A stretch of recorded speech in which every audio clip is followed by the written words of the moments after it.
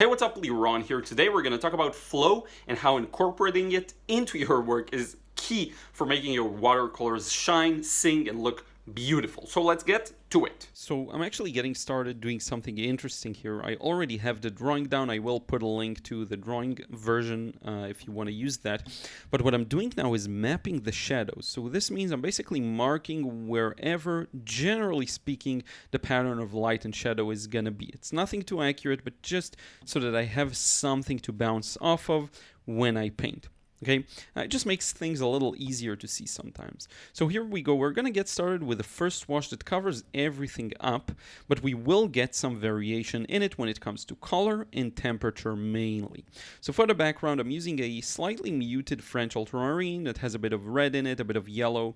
The colors I'm using, again, French ultramarine, Parylene red, and an Indian yellow. Okay, so these are my three colors. I'm going to use a bit of also this orange, which is a red light, I believe, or cadmium red light, just for the cars. Because if you look at the actual reference, very few areas are actually white. Most of the areas are slightly yellowy orange. And I want to capture that in the highlight. But in order to capture that in the highlight, we kind of need an underpainting to establish that. So this is what I'm doing. Now, as I'm getting to the shadowy side, I allow myself to use a bit of stronger paint. This will barely show in later washes, but just to have that in mind that in the darker areas I can go a little stronger with the orange.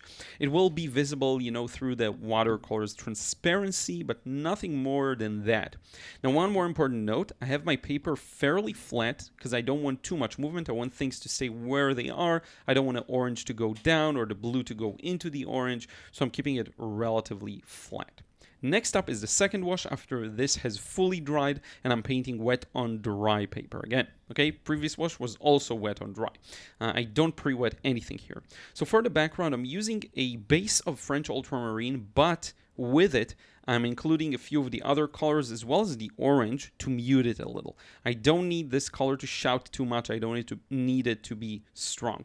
Now notice something interesting. I'm working around those shapes of the cars, but I will start exploiting what I call flow points, and that is where you can connect some of the background with the car itself, and you'll see this in just a moment, and it's going to be beautiful. Okay, so putting in the background, using as wet of a wash as I can to keep things moving, keep things flowing. I want to get an even transition here. This is all about flow, about merging areas and about edges. Okay, so notice here, this is where I'm done with the background, but while it's still wet, I'm immediately merging it into the car. Why? Because these shadows actually touch each other, and you will see this in just a moment. Switching to a smaller brush, grabbing a bit of red, because that's where the taillight is, and notice this important connection with the background. And this simplifies the shape for the viewer, and it is worth mentioning what I'm doing here.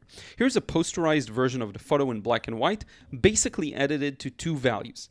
And what you're going to see in a moment is those flow points where the background meets the shadows on the car. And if you look at it in this simplistic way, it actually works really nicely and makes sense.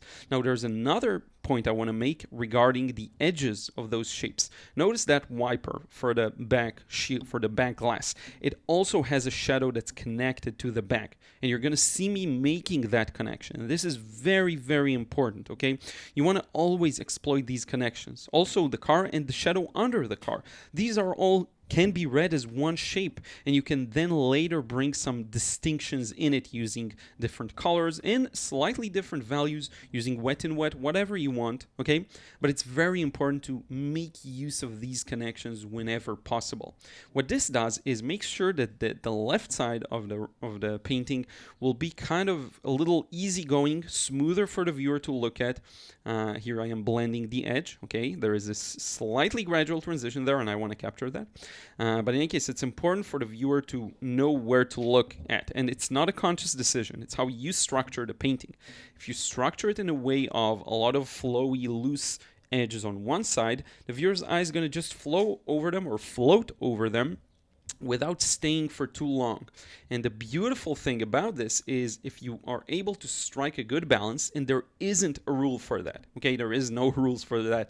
It's very much trial and error, and it's up to personal taste as well of you and the viewer. But if you get a good balance in, the experience will be more enjoyable. And I do get this question quite a lot. Should all of my edges, should all my paintings have smooth and sharper edges? I would encourage trying it out because you need to practice the technique in order to know when to utilize it. And to me, it's very important. Here I am going a bit wet and wet to get that darker distinction of that, I don't know what you'd call that part. And continuing my wash. This is just one wash. I don't know if you noticed, this is one wash. I'm just painting around some details. So we started painting around the cars, then we moved to painting inside the shape of the shadow on the car, and then we moved to the right side. And I have to be quick here. I have to work fast because remember, the wash is drying. So I'm doing the best I can. Now this area is important for me to blend a bit. So I just wet it a bit. And you will get a slightly smoother transition there. It's something I'll fix later on because it should be a smoother transition. Now notice how near the area where it's next to the sidewalk, I'm putting a bit more orange to it. To me, it feels like that area has more potential for reflected light coming back off of the sidewalk. So I'm putting a bit more warmth to it. And then I negate it right next to it with a bit of cool blue where the tires are. And this is very important. And in the next watch, you will see a lot of the nuances of this area and a lot of the editing work I do there to make it interesting. You will see it's going to be quite interesting in my opinion. Now you see there's this shadow on the top of the back glass of the car. And I want to mix that. I believe that's what I'm working on right now. Now here's the thing. The background wash is already dried. And if you remember, I showed it as a connection point. So not all of your connection points need to be done, need to be taken advantage of. This connection point I haven't. The background is dry, and then I put in this shape. That's fine, don't worry about it. Sometimes you'll miss them, sometimes you'll deliberately skip them. But what I am doing is merging that shadow with the blue of the glass. Because it's another opportunity to merge a few shapes and keep the message simplified for the viewer in this specific place because it's sharper at the rooftop. Okay, now one quick note, windows again tend to be a little darker, especially in cars, but these are quite light, so you want to make sure to preserve that.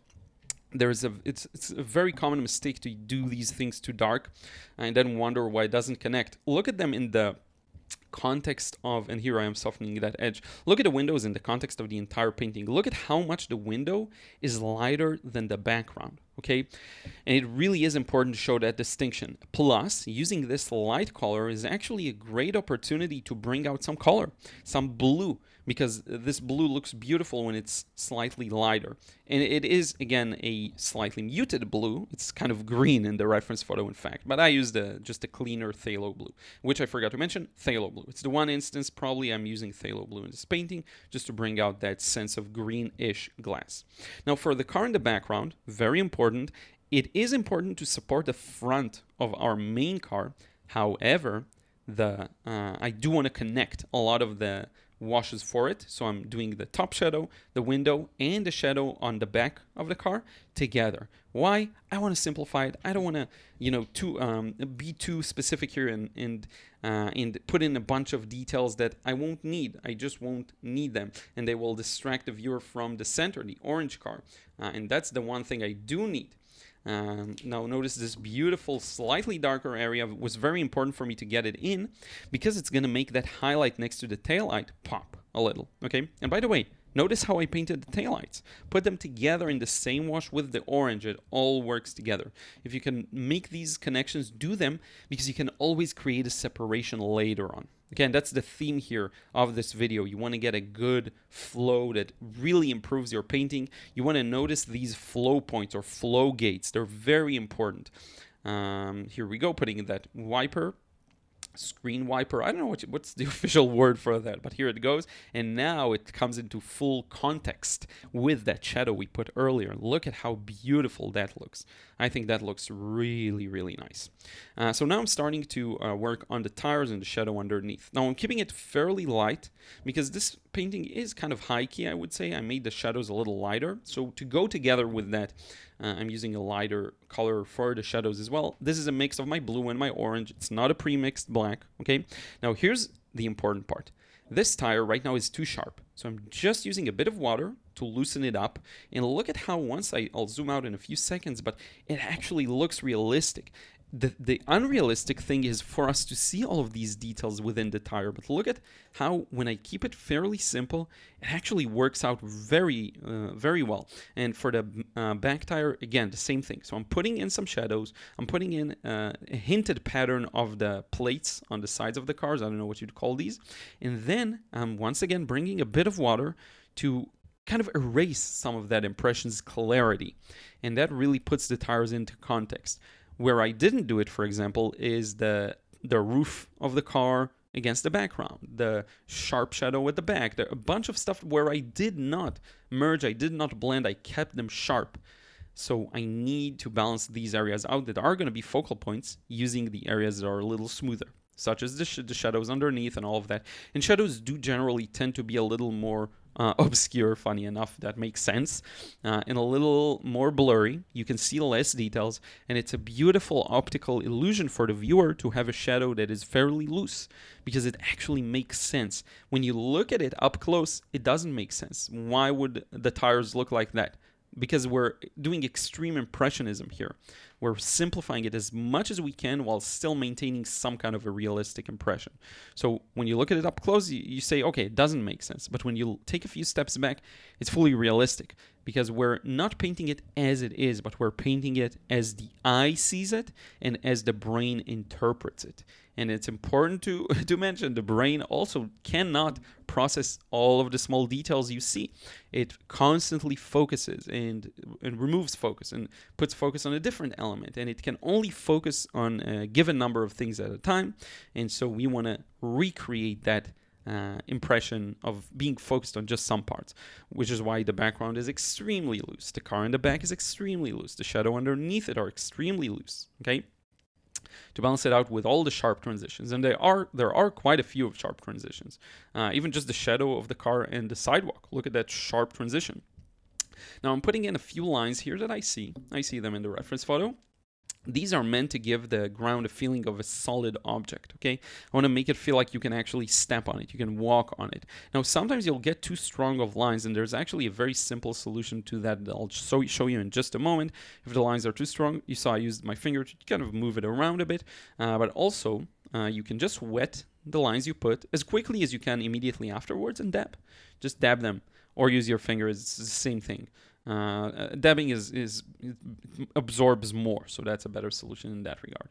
Now everything is dry, and what we're gonna do is add in a few small touches of details. And again, you want to continue with this motif of flow where it needs to be, and sharpness where it needs to be sharp.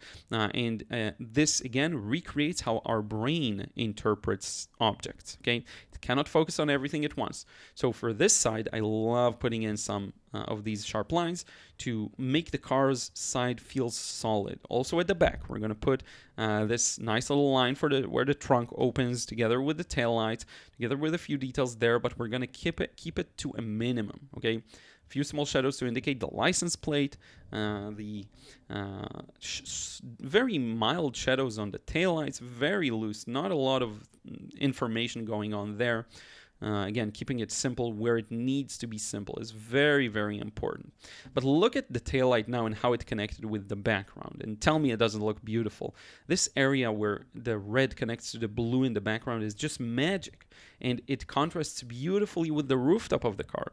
This play of sharp and smooth, it brings so much life to watercolor, and watercolor can do that, so why not use it, okay? And it takes time. Again, if you zoom out a little and look at how you practice this and how you improve at this, it takes time. Okay, you won't get it the first time nor the fifth time. It will take a lot of experimentation to figure out what the thing that should be in focus is, what the thing you want to be in focus is, and how to actually perform that. Okay, now a couple of last stuff. I'm just going to sign this, and we will remove the tape together. I know everyone enjoys seeing that, so here we go. And look at the beautiful sharp edge we got. A bit of leaks, that's fine, that happens. The tape is good, but it's not flawless, and that's fine. If you're going to use a matte or a Passepartout, it's going to solve it if you frame it. But in any case, here it is, final result. I want to show it to you also up close, show you a picture as well, showing this a little higher quality, and now we can wrap it up. So thank you so much for joining me in this process with this car, another car of my challenge, and slowly the path is becoming clear. I'm almost halfway done, and it just goes to show you, don't go for perfection thinking you have to finish everything immediately and master stuff immediately. I've been doing this for, I don't know how much, like a year now, this challenge, and it's a slow burn. I'm doing more and more and more and more. Consistency is much better than trying to get everything done immediately. As long as you're consistent and you keep working and keep practicing those skills, you will make it, and I do encourage you to do this very same thing I just did. Look at the shapes, figure out where you're gonna paint and the edges, so that you can get this beautiful kind of not only where you put your paint, but also what areas can you merge together, what edges will you blend so that they have a bit more movement to them, a bit more flow, and so they help direct your viewers' focus into the areas that are sharp, that do show more small details and tiny lines and all of that good stuff. And it's these back and forth plays that balance it out. The fact that this tire is really not that well, but rather boldly represented. It all kind of, and you see me go, I just put a bit of water, help it move a bit, and it kind of sends it to the background. But it still looks kind of realistic from afar. You will learn how to do these things with time. Keep practicing. Don't give up. Again, practice every day. Consistency is much more important than pretty much everything else. And at the beginning, just as a side comment for something I hear a lot of people say, don't worry as much about the quality. I know everyone says set the right, not everyone, but a lot of people say set the right habits, start perfect right out the gate. Perfect practice makes for perfect results. No, don't worry about that. If you have this debilitating fear, then starting perfect will not help you. What you need to do is actually get started. I hope that makes sense. And I forgot to mention one last week on Saturday, I'll finally do the critiques video, the highly promised one. You sent me all of your paintings, you submitted them. I will give critiques to each and every one of you. And now we can truly wrap it up.